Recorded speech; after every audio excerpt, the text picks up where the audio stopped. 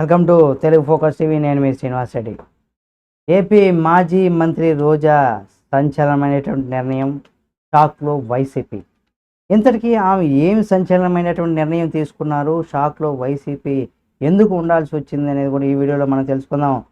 అయితే పూర్తిగా చూడండి, మీకు అర్థమవుతుంది. రోజా గారికి సంబంధించి మరిన్ని అప్డేట్స్ని ఎప్పటికప్పుడు మీ ముందుకు తీసుకొస్తుంది తెలుగు ఫోకస్ టీవీ ఛానల్.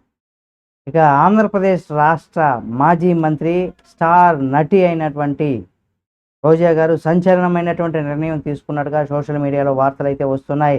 ఈమె కూడా విజయసాయిరెడ్డి బాటలోనే నడిచేందుకు సిద్ధమవుతున్నట్టుగా కూడా వార్తలు అయితే వినిపిస్తున్నాయి.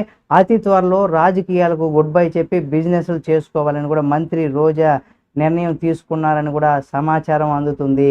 మరి 4 ఏళ్ల పాటు వైసీపీ అధికారంలోకి వచ్చే ఛాన్స్ లేదు కాబట్టి ఇక్కడ ఫార్మర్ ఏపీ మినిస్టర్గా ఉన్నటువంటి మాజీ మినిస్టర్గా ఉన్నటువంటి రోజా గారు ఇక్కడ సెన్సేషన్ డెసిషన్ తీసుకున్నారు. ఒకవేళ జమిలీ ఎన్నికలు వచ్చినా కానీ మరో 3 సంవత్సరాలు ఆగాలి. అందుకే ఇప్పుడు పొలిటికల్లో యాక్టివ్గా ఉంటే నష్టం తప్ప లాభం ఏమీ ఉండదనేసి కూడా రోజా అనుకున్నట్టున్నారు. ఒకవేళ వచ్చే ఎన్నికల్లో నగరి ఎమ్మెల్యే టికెట్ కూడా తనకు ఇచ్చే ఛాన్స్ లేదని కూడా చెబుతున్నారనమాట. వీటన్నిటిని గ్రహిస్తే మాజీ మంత్రి రోజా రాజకీయాలు గుడ్ బై చెప్పే ఆలోచనలో ఉన్నట్టు తెలుస్తుంది.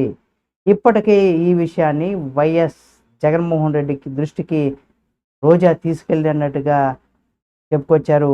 మళ్ళీ అంటే తెలుస్తుందన్నమాట రాజకీయంగా. మళ్ళీ ఎన్నికలు వచ్చే సమయం వరకు కూడా పరిస్థితి బాగుంటే గ్రౌండ్లో దిగుతానని కూడా రోజా ప్రకటించారట.